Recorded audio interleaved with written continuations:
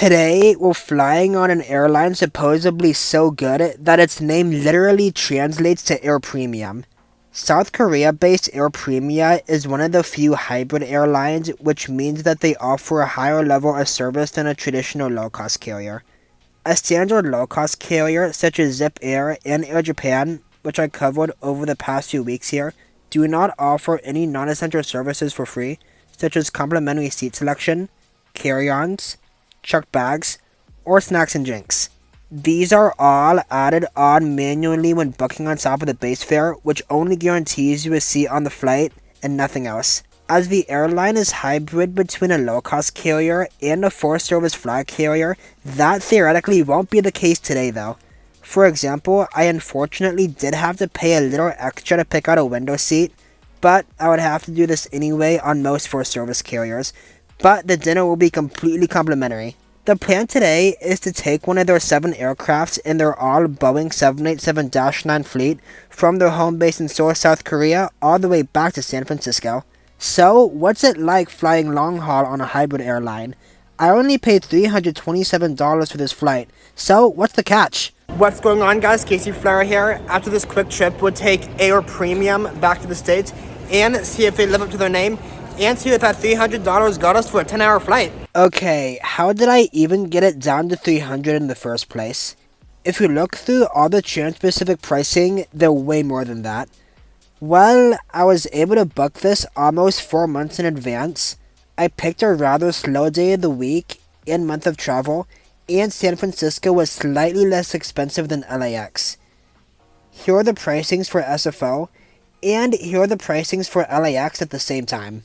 That price advertised is the one that we'll be using today, and that is the lowest price and the most restrictive, the light fare, which only provides a random seat, a meal, and a 10-kilogram carry-on. Whew, that was a close one. This is already 3 kilograms more than what Zip Air allowed, Japan's low-cost long-haul airline. They were allowed 7 kilograms. But now we're in the clear and no need to consolidate. The more expensive fare types are primarily only used for including more bags, seat selection, and flight flexibility, so nothing out of the ordinary. As I mentioned before, the onboard dinner is complimentary regardless of the fare type. It's included in our light fare as a basic service. There are even various meal options to go through online in case of any dietary restrictions. All that aside though, the highest fare on that calendar is still on the lower end of the spectrum to what a full-service legacy carrier would charge for the same route. Anyway, checking in online is nothing out of the ordinary. After selecting who's traveling and confirming you won't be a safety hazard, you'll enter some basic passport information. After that, your boarding pass is landed and can be texted to you via SMS. Alright, we are just about 15 minutes out from boarding. Not gonna lie to you guys, I'll be a bit TMI for a sec. I feel pretty gross at the moment, just because I did my morning routine this morning at the hotel, which was really about 3 or 4 in the afternoon body clock time. I didn't really bother adjusting to the local time on this trip just because I wasn't gone for very long. So right now it is about 4 or 5 in the morning body clock time, central time. But really it's 6 in the evening local time. So I don't know if I'll get the chance to do my morning routine, brush and shave, all that again until we get home. But enough of that. They're gonna board us here in the next 15 minutes as mentioned, and I haven't really gotten much rest since I got out of that hotel. That was just a day room. Honestly, I just saw that as a day room. I didn't really sleep at all. I only say day room just because I was there from like 11 p.m. to 7 a.m. local time, but 9 a.m. to 5 p.m. body clock time. So we'll see how much sleep I get on this flight and how well the seat on board accommodates rest and how all that goes. So we'll find out for ourselves in about 15 minutes when they board us. After hanging around in the boarding area, I saw the 4-year-old Dreamliner that will be on back to the States. Hotel Lima 8388 was delivered brand new in October of 2022. I eventually made my way back to my home for the next 11 hours. Seat 29A has a pitch of 35, a width of 17, and a recline of 5. Are boarded on the Air Premia 787-9 over to SFO. First impressions on the seat? Yeah, it's premium. 35 inches of pitch, so a pretty good amount of legroom. Pitch is just the distance between a point on my seat and the same point on the seat in front of me. So at 35 inches, which is more than, if not the same, as what a lot of other premium economy seats are. And this isn't even premium economy. This is standard economy back here.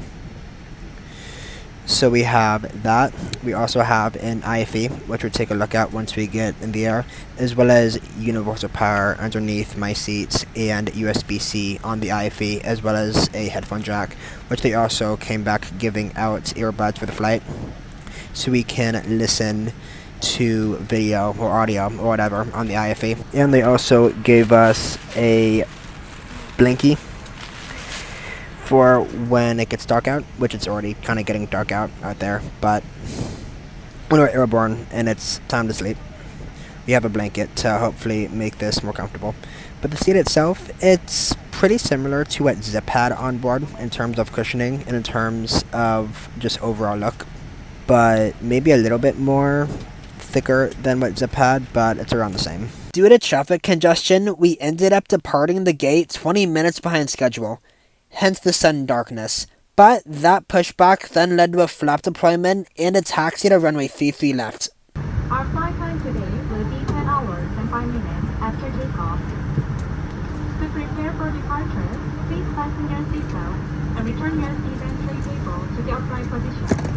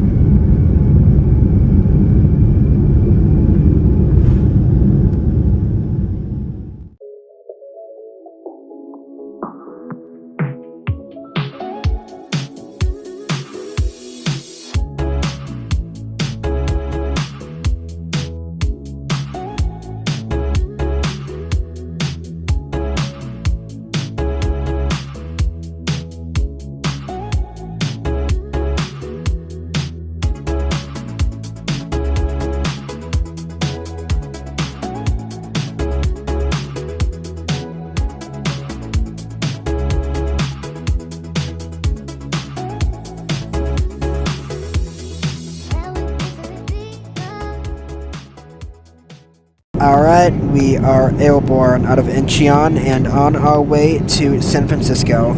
The seat so far, I like it. I'm comfortable in it. In terms of thickness and the cushion, it's doing really well. I'm comfortable. I'm happy with it.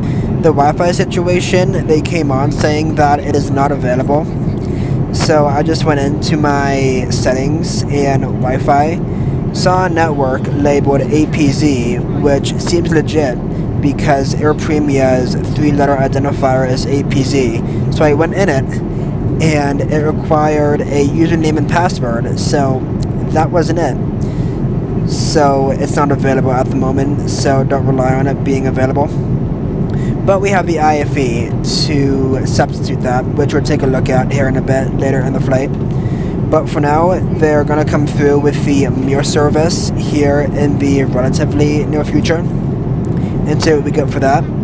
So we got a couple options for complimentary meals. So we just get like the standard meal and like a gluten-free meal. But yeah, that's what we got. That's what the website says we would get. But yeah, one thing that I'm not a fan of is we don't have any AC on the overheads. All we have is the light and no AC that we can kind of adjust for ourselves. But that's really my only complaint. on this whole flight this far. We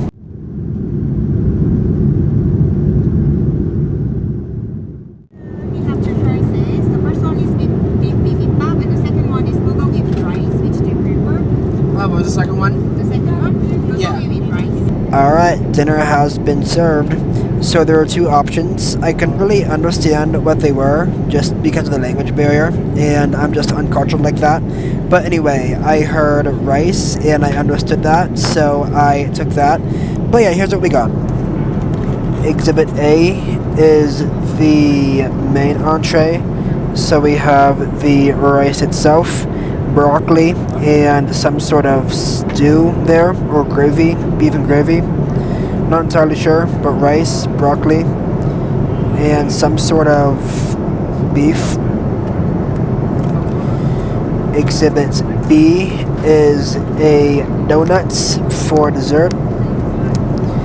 And Exhibit C is mac and cheese. And a little bit of vegetables, but mac and cheese looks pretty good. And Exhibit D, cup of water with the Air Premia logo and branding on it. They also offered coffee as well for free. I didn't take it, but they also offered complimentary coffee, which was really cool. But yeah, that's dinner and time to eat.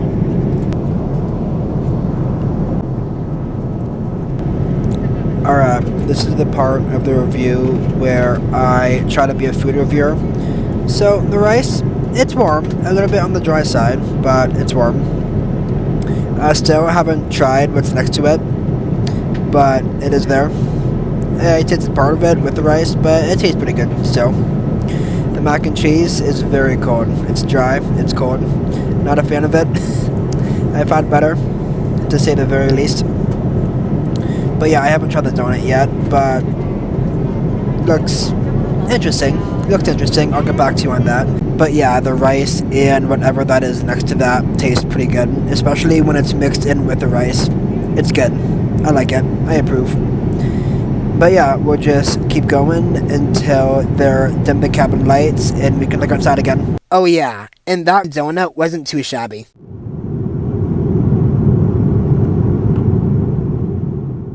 Alright, we are just under 2 hours into the flight and they have dimmed the cabin lights so we can look outside now. They also came through with a second cart with snacks and drinks that are available. As this is a hybrid between a low-cost carrier and a full-service carrier, those snacks and drinks are still buy on board. So they came through with that, with the options to make a purchase of something. There were menus I saw in there, but I don't think anyone took them. So I'm not entirely sure how we're supposed to know what they have. But I also say that because I haven't seen what's on the IFE yet, and it very well could have a menu that shows what's available. So speaking of the IFE, why don't we take a look at that right now? The movie selection isn't great. There are only about 15 releases, and they're also all Korean. Air Premia has quite a few US flights, so it would be nice to have a few titles for us. There was the same problem with the TV series, all Korean. In terms of shopping though, the duty-free menu shows a pretty good selection of what can be ordered and bought on board with the second cart that was sent through after dinner with the snacks and drinks. We can also view more of these items in the Seatback duty-free magazine. Next, the menu for the snacks and drinks can be accessed. We can order combos, drink sets, or just the individual drinks and snacks. The final onboard shop department of the IFE is the gift shop, with some Air Premia 787 swag. There's also an internet guide and QR code to accompany the physical one on the seatback, but unfortunately the internet was still inoperative. Last, we can view the flight details, such as the whole Flight Path 3D suite with its interactive map, camera views, and the flight info, with a progress circle in the bottom right with the ETA. The final thing, which is actually pretty cool, is one of those things that show a visual of when certain services are scheduled and when to expect them along the route. If you wanted something after the cart service, I would just think it would have to be upon request, as I didn't see an add to cart or order button under any of the items.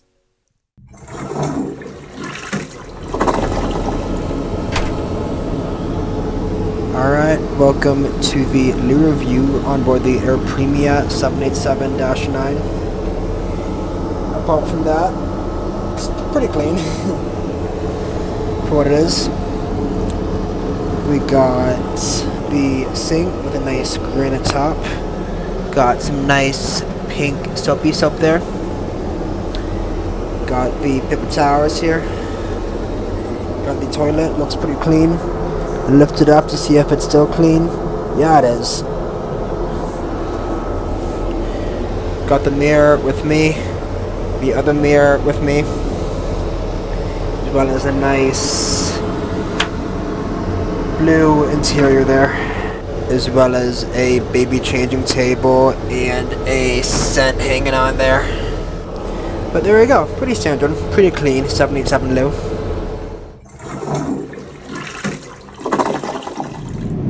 Hey, we have just over 2,600 miles and 4.5 hours left to go until SFO. To keep myself busy, I've just been taking a few power naps. We're a couple hundred miles south of ADAC, where the local time there is 7 in the morning. So for the local time at our current position is probably around that. As you can see, it's pitch black outside. So early morning is my final answer for that. But yeah, just keep on resting the rest of the way until we get there.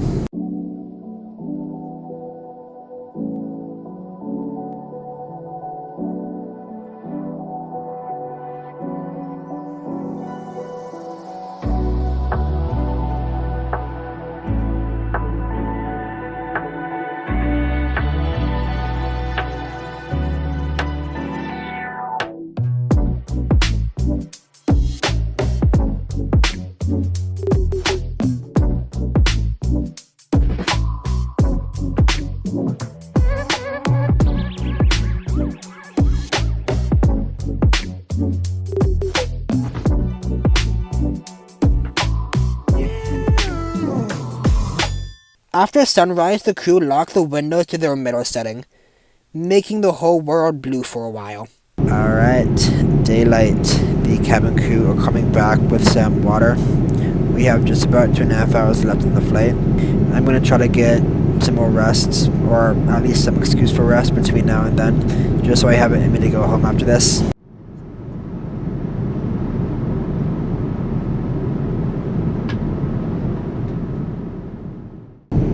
Okay, this completely caught me by surprise, but the full-service carrier of the Hybrid Airline is doing a complete complimentary breakfast service.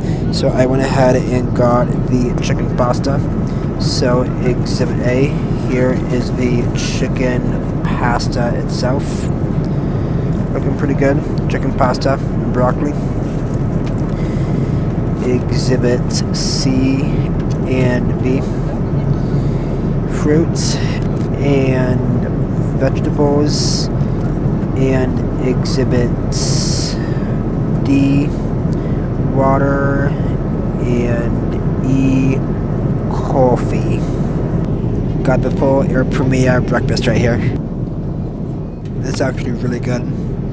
Hot, and got some spice to it too.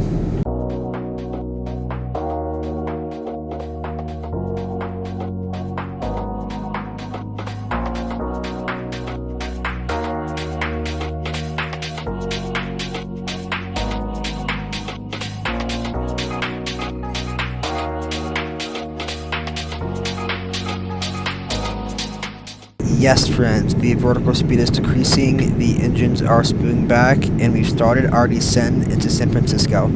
I'll use the rest of the time on the way in to rate and review this flight using my channel original rating system, the Raleigh rating scale, named that because my first name is Raleigh.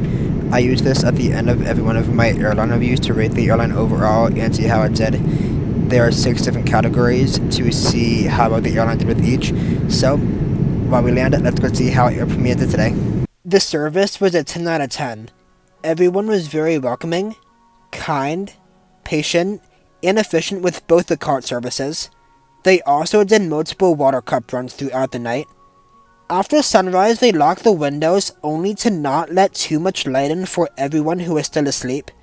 As long as they didn't completely dim them, then it's no big deal, as looking outside was my primary form of entertainment. The cleanliness was a 10 out of 10. This was another beautiful Dreamliner interior. In fact, the youngest one I've taken all trip. The Wi-Fi was a 3 out of 10.